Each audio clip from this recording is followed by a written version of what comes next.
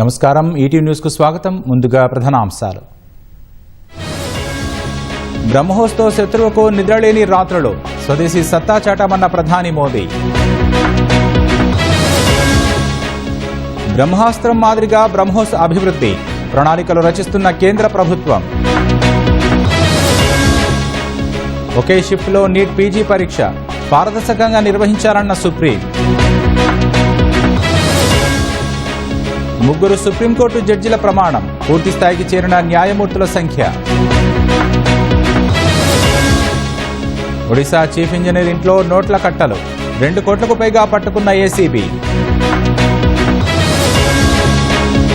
కన్నడ భాషపై వ్యాఖ్యలను సమర్థించుకున్న కమల్, క్షమాపణ చెప్పే ప్రసక్తే లేదని స్పష్టీకరణ. 2024-25లో 4 ఏళ్ల కనిష్టానికి జీడీపీ 6.5% ఉంటుందని కేంద్రం అంచనా.